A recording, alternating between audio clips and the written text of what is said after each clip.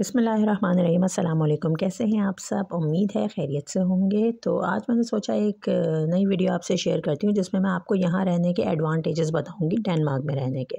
तो डेनमार्क में रहने के क्या क्या फ़ायदे हैं अगर आप भी यहाँ मूव करना चाह रहे हैं इंडिया से या पाकिस्तान से या किसी और मुल्क से, तो आपको पता होना चाहिए कि क्या क्या फ़ायदे हैं। सबसे पहला फ़ायदा है work life balance. Work life balance का मतलब है यानी यहाँ पे काम बहुत ज़्यादा नहीं लिया जाता अपने एम्प्लॉयज़ से। अगर वर्क फ्रॉम होम की ऑप्शन है तो वर्क फ्रॉम होम करते हैं। बहुत सारी बड़ी बड़ी कंपनीज़ ऐसी हैं जो कंप्यूटर वाले काम करने के होते हैं, तो वो लोग घर से भी काम कर लेते हैं। उसके अलावा सुबह से सारा कुछ ओपन हो जाता है 7-8 बजे से, और शाम 5 बजे तक सब बंद हो जाता है। हाँ, शॉप्स वगैरह जो हैं वो भी तकरीबन आपकी 6 बजे तक बंद हो जाती हैं। उसके बाद आप फैमिली टाइम दें, बाहर जाएँ। सेकंड है यहाँ पे फ्री एजुकेशन फ्रॉम 6 ईयर्स, यानी 6 साल की एज के बाद जो बच्चे हैं उनकी एजुकेशन बिल्कुल फ्री होती है। 6 साल से पहले जो है वो फ्री नहीं होती। किंडरगार्टन या डे केयर सेंटर में आप एडमिट कराते हैं अगर बच्चों को, तो उसकी आपको फ़ीस पे करनी होगी। लेकिन 6 साल के बाद जो एजुकेशन है, ख़ासतौर पर पब्लिक स्कूल्स में, वहाँ पर फ्री होती है इनकी एजुकेशन। तो आप अपने बच्चों को आराम से पढ़ा सकते हैं 6 साल के बाद किसी भी पब्लिक स्कूल में। हाँ, इंटरनेशनल स्कूल में पढ़ाएंगे तो आपको फ़ीस पे करनी होगी, लेकिन पब्लिक स्कूल्स बिल्कुल फ्री होते हैं। इसके बाद आ जाता है safe place to live. Safe place to live से ये मुराद है कि क्राइम रेट यहाँ पे बहुत कम है, यानी कि आप आराम से सेफ़ली दिन में, रात में बाहर निकल सकते हैं, आना जाना कर सकते हैं। ये डर नहीं होगा कि कोई हमारा मोबाइल ना छीन ले या कुछ है। या ख़वातीन भी आराम से इधर उधर जाना आना कर सकती हैं, कोई ऐसी टेंशन की बात नहीं है। और जहाँ तक मुसलमानों का सवाल है तो स्कार्फ़ वगैरह भी आराम से हम यहाँ पे लेके घूमते हैं, कोई ऐसा इशू नहीं होता हमें। नेक्स्ट हम आ जाते हैं health care facility for all पे, यानी हेल्थ केयर फैसिलिटी सबके लिए। आप हॉस्पिटल जाएं आराम से, आपका एक येलो कार्ड बन जाता है जो कि आपका हेल्थ कार्ड कहलाता है। सबका, बच्चों का, बड़ों का, सबका बन जाता है। तो वो लेके हम आराम से हॉस्पिटल जा सकते हैं। कोई पैसे वगैरह कुछ नहीं लगते, यानी जो हमारा टैक्स पे हो रहा होता है, टैक्स बहुत ज़्यादा लेते हैं लेकिन उस टैक्स में आपकी मेडिकल और बच्चों की पढ़ाई वगैरह फ्री होती है। तो आराम से आपका काफ़ी आप इलाज वगैरह अपना आराम से करवा सकते हैं। बल्कि बच्चों का तो डेंटल का इलाज भी यहाँ पे फ्री होता है। बड़ों का नहीं होता, लेकिन बच्चों के लिए डेंटिस्ट का इलाज भी फ्री है। अच्छा, अब हम देखते हैं विच बेनिफिट्स कैन बी क्लेम, यानी कुछ बेनिफिट्स ऐसे होते हैं जो कि आप खुद से क्लेम कर सकते हैं। जैसे हेल्थ के और एजुकेशन के तो आपको सबको मिलते ही हैं, लेकिन कुछ ऐसे हैं जैसे कि चाइल्ड बेनिफिट है, हॉलीडे बेनिफिट है, हाउसिंग बेनिफिट है, मैटरनिटी बेनिफिट है और अनएम्प्लॉयमेंट बेनिफिट है। ये 4-5 बेनिफिट्स ऐसे हैं जो कि हम क्लेम करें तो हमें मिल सकते हैं।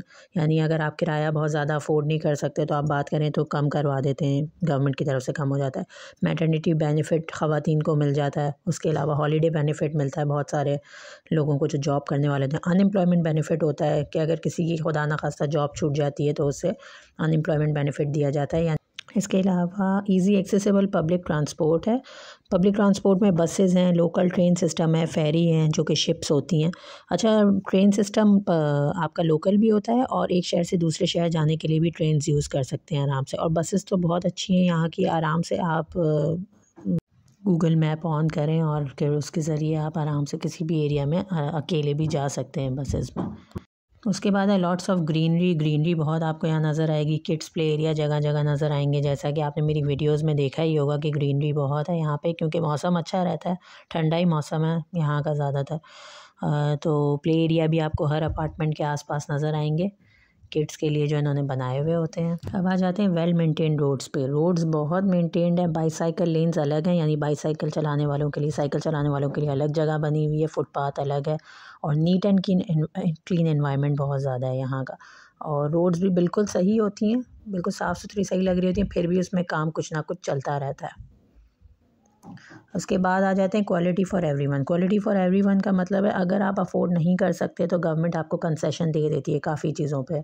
कोई बच्चों की फ़ीस पे या किसी और चीज़ पे अगर हम अफोर्ड नहीं कर पा रहे होते, डे केयर की या किंडरगार्टन की, तो बात करें तो गवर्नमेंट उस पर कंसेशन दे देती है। और भी बहुत सारे ऐसे मामलात हैं।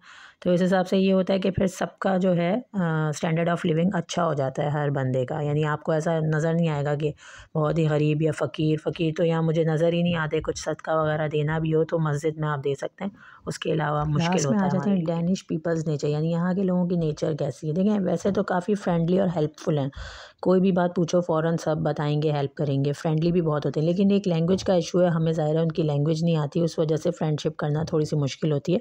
लेकिन जिन्हें इंग्लिश आती है तो उनके लिए हम आराम से उनसे बातचीत वगैरह कर सकते हैं।